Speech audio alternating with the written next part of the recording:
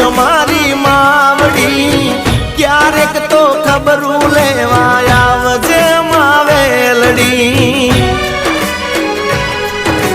હો